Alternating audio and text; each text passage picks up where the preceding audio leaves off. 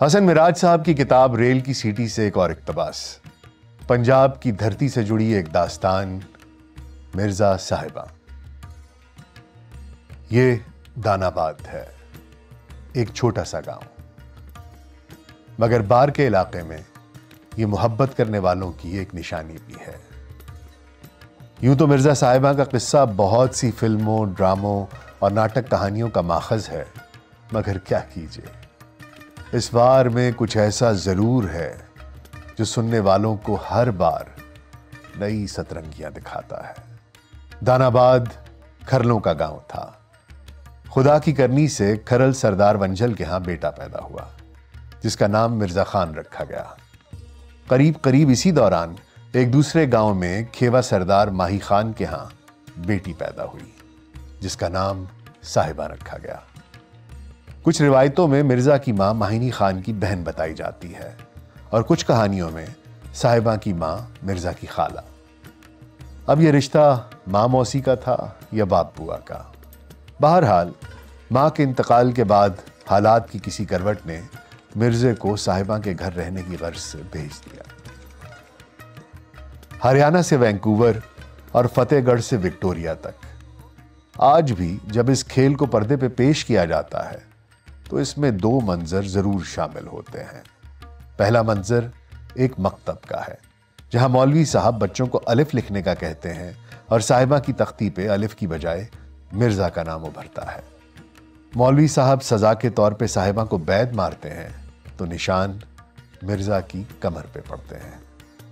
دوسرا منظر کڑاڑ کی ہٹی کا ہے، جہاں صاحبہ کے حسن سے مبہوت دکاندار ترازو کے سب بھاٹ بھاؤ بھول جاتا ہے اور تیل کی جگہ شہد تول دیتا ہے۔ بابا کہتے ہیں کہ عورت کی خوبصورتی حیرت کا ایک لمحہ ہے، جس میں مرد بس قید ہو جاتا ہے۔ عشق کی یہ داستان مدرسے کی مجلس سے نکلی، کوٹھوں چڑھی اور محلوں تک پہنچ گئی۔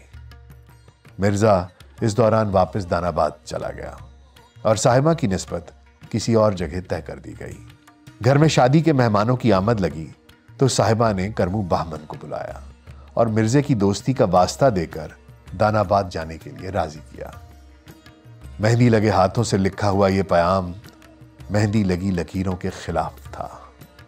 کرمو منزلوں پہ منزلیں مارتا دانا آباد پہنچا اور مرزے کو بتایا کہ اگر دیر ہو گئی تو صاحبہ کی مہندی کسی اور ہاتھ اترے گی۔ اس دن گھر میں ونجھل کی بیٹی کا بیاہ رچا تھا۔ بہن کی رخصتی سے پہلے مرزا نے رخصت ہونے کا فیصلہ کیا۔ بکی کو ایڑ لگی تو سارا گھر اکٹھا ہو گیا۔ ماں اور بہن نے واسطے بھی دیے اور تاریخ کے حوالے بھی، مگر عشق ایک ایسا اندھاپن ہے جو حقیقتوں کو بصارتوں سے پرے کرنے پہ قادر ہے۔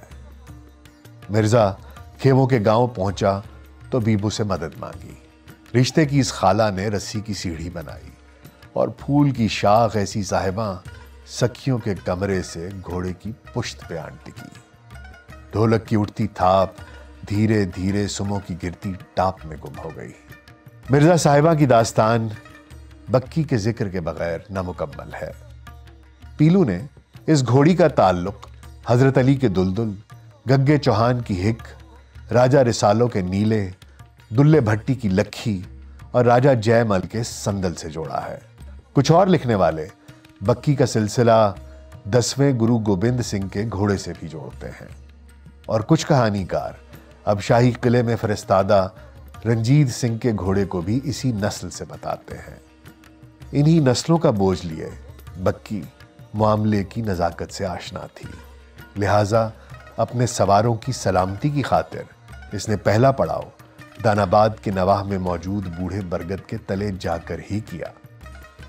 سختی، رزق اور چوٹ مقدر کی بات ہے، سو مرزا رک گیا اور دانا آباد کو سامنے دیکھ کر کھیبوں کی طرف سے مطمئن ہو گیا۔ اس کو گھر بھی نظر آ رہا تھا اور گھر سے اٹھنے والی بہن کی ڈولی بھی۔ یہ وہی بہن تھی جس نے جاتے جاتے بکی کی راسیں تھام کر اسے سیالوں کی خطرناک عورتوں سے آگاہ کیا تھا۔ جاٹ بہنوں کے معاملے میں ڈرپوک واقع ہوئے ہیں۔ सो मिर्जे ने मुनासिब समझा कि जब बारात जा चुके तो वो रात की तारीकी में दानाबाद पहुंच जाएगा। उसकी आंख लग गई और साहिबा जागती रही। बूढ़ा बरगद खामोश हुआ तो घोड़ों की टापें सुनाई दी। खान शामीर के घोड़े दूर से पहचाने जाते थे और सवार भी अनजान न लगते थे। सयालों की खतरनाक औरत ने दम भर को सोचा कि अगर ये मेरे भाई हुए तो मिर्जे के तीरों से नहीं बच सकेंगे और खेमों की नस्ल खरलों के तीरों की नजर हो जाएगी। वो ऐसा नहीं चाहती थी, सो उसने कमान दरख्त से लटका दी और तीर तोड़ दिए। भाइयों के घोड़े ऐन सर पे पहुंचे तो साहिबा ने मिर्जे को जगाया। मिर्जा को अपनी तीर अंदाजी पे बड़ा मान था, मगर जब तीर अंदाज की नजर टूटे हुए तीर और टंगी हुई कमान पे पड़ी तो उसका दिल टूट गया। अब कुछ कहते हैं कि मिर्जा खान शामीर के तीरों से पहले साहिबा की बेवफाई पे जान हार बैठा था, और कुछ कहते हैं कि इतना सब कुछ होने के बावसफ जब तीर तराजू हुए तो मरते हुए मिर्जे के होंठों पे कलमा नहीं बल्कि साहिबा का नाम था। बत्तियां गुल होने से पहले गिरती हुई साहिबा भी नजर आती है, और जिस वक्त पर्दे एक दूसरे से मिलते हैं पीलू के अल्फाज सीधे दिल में उतरते हैं।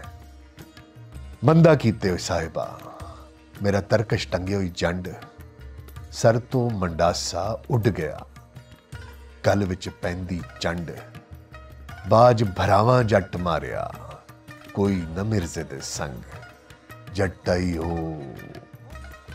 तर्जुमा, साहिबा ये तूने अच्छा नहीं किया कि मेरा तरकश दरख्त पे लटका दिया। मिर्जा के सर से पगड़ी उतर गई और चेहरे पे धूल पड़ना शुरू हो गई। जाट को बगैर भाइयों के मार दिया जब उसके संग कोई न था। पीलू के अलावा मिर्जा साहिबा की कहानी अहमद शाह मजेठवी ने भी बयान की है।